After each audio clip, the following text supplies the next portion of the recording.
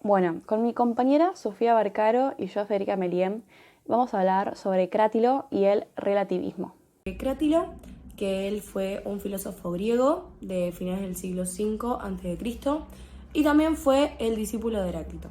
Ahora bien, para ponernos en contexto, sabemos que Platón escribió libros, pero en forma de diálogos, y en uno de esos diálogos aparece Crátilo y Hermógenes hablando sobre dos posturas muy importantes.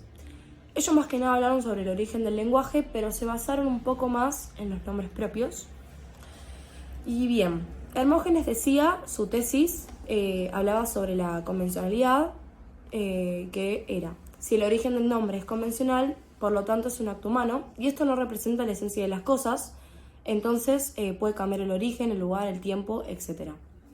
Ahora tenemos la tesis de Crátilo, que habla de la naturalidad, que básicamente dice que la naturaleza pone los nombres propios. Ahora, entra Sócrates y critica estas dos tesis, habla de las dos. Primero empezó por Hermógenes, diciendo que si todos los nombres son válidos, entonces también puede haber nombres falsos, los nombres convencionales. Entonces, ¿cuál es la verdad a la cual le debemos creer? No es concreta la verdad. Ahora,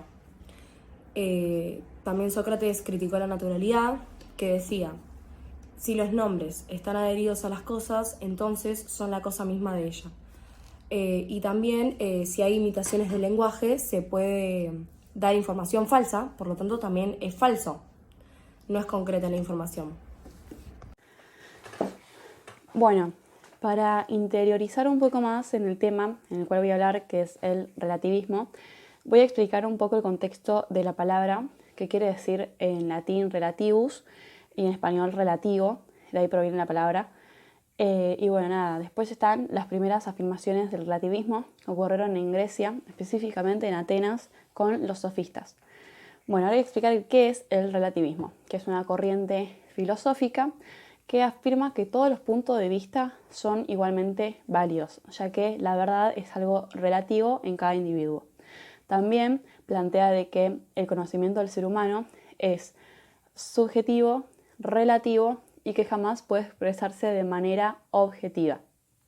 Todo esto quiere decir que no hay una única verdad que sea inmutable y universal. Sí está la verdad y el saber que tiene relación con la persona que cree tenerla. Entonces, al haber tantas verdades, hay tantos sujetos. Bueno, después hay muchos tipos de relativismo. Yo voy a nombrar algunos, como el nociológico, que al no haber una verdad objetiva, también depende mucho de cómo se la esté enunciando. Después está la individual, que quiere decir que cada uno determina lo que está bien y lo que está mal para uno mismo. Después la grupal, que depende de la clase social, del sexo y de la edad. Después está la cognitiva, que al no haber una verdad universal, esto se da porque no hay afirmaciones, porque las afirmaciones, dependen mucho del contexto. Está la cultural, que cada cultura debe entenderse siguiendo los términos de esa misma.